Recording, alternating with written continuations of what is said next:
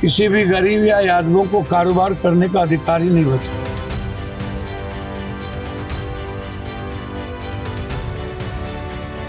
यादवों की पिछड़ों की हत्या होती है तो उसको नजरअंदाज कर दिया है। नमस्कार, मैं हिमांशी राजपूत और आप देख रहे हैं भारत एक्सप्रेस डिजिटल।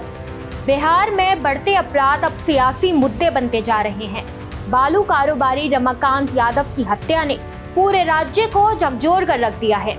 इस हत्या को लेकर नेता प्रतिपक्ष तेजस्वी यादव के बाद अब जन अधिकारी पार्टी के प्रमुख पप्पू यादव भी सामने आए हैं और उन्होंने इसे सुनियोजित जातिगत हत्या करार दिया है। पटना जिले के रानी तालाब थाना क्षेत्र के धाना गांव में बीते दिनों बालू कारोबारी रमाकांत यादव की गोली मारकर हत्या कर दी गई थी। अपराधियों ने घर के पास ही उन्हें निशाना बनाया और मौके से फरार हो गए, जिसके बाद पप्पू यादव पीड़ित परिवार से मिलने पहुंचे और हत्या की सीबीआई जांच की मांग की। व्यापारी और यादवों की हत्या सबसे ज्यादा टारगेटेड करके, इसके पहले भी हम जब याद होगा आप लोगों को, हत्या हुई थी बालू देवराज जी की, हम उस वक्त भी कहे थे इस बात, फिर आज भी हम कह रहे हैं। और मुझे लगता है कि किसी भी गरीब या यादवों को कारोबार करने का अधिकार ही नहीं बचा। और जब भी इस बिहार में यादवों की पिछड़ों की हत्या होती है तो उसको नजरअंदाज कर दिया है। जो माले के नेता हैं उन लोगों से भी आग्रह करें, आपको और चीजों में लड़ने की ताकत होती है। इतनी बड़ी घटना घटी, आप क्यों नहीं रोड पर आए?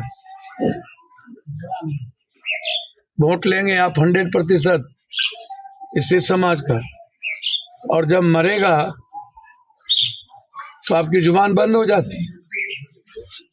इसलिए हम सारे विपक्ष से आग्रह करेंगे, इस मामले में हम लोग को सड़क पर आना चाहिए और एक साथ मिलकर हम लोगों को मुख्यमंत्री से सीबीआई इंक्वायरी की मांग करना चाहिए। इस बीच पटना पुलिस ने इस मामले का खुलासा किया है।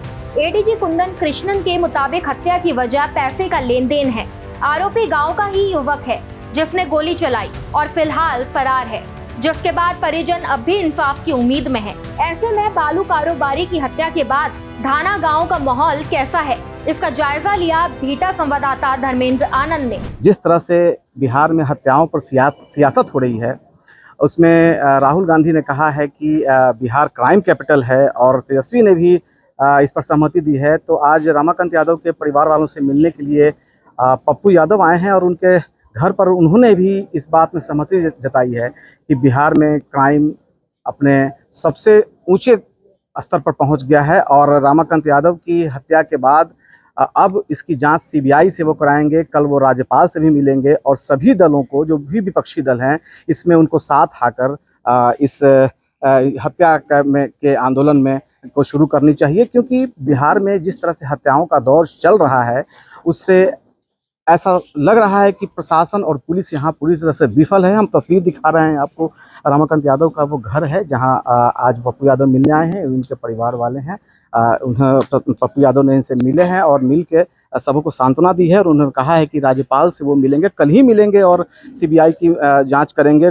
और जो इनके परिवार वाले हैं उनकी सुरक्षा की भी बात कही है कि सरकार इनको सुरक्षा दे। और जिस तरह से ये घटना घटी है, अब तक पुलिस की कार्रवाई जो है वो पूरी तरह से शिथिल है और अब तक ये इस तरह की कार्रवाई में कुछ भी हाथ न लगना, यह पुलिस के लिए सबसे विफलता वाली बात है। अभी पप्पू यादव यहाँ बैठे हुए हैं, उनके परिवार वालों से मिल रहे हैं। उनके जो पुत्र हैं रमाकांत यादव के राहुल से भी उन्होंने बात की है और आश्वासन दिया है कि इस हत्या का बहुत जल्द खुलासा होगा और अगर पुलिस कोई कार्रवाई नहीं करती है, गिरफ्तारी नहीं करती है, तो ये सड़क पर आएंगे। पप्पू यादव के साथ जो भी विपक्षी पार्टियां हैं वो सड़क पर आएंगी और यहाँ एक बड़ा आंदोलन करेगी, क्योंकि जिस तरह से हत्या यहाँ हो रहा है और ख़ास करके पटना ज़िले में के आसपास इलाकों में बालू को लेकर हत्याएं हुई हैं, उसमें अब तक किसी भी मामले में खुलासा नहीं हुआ है।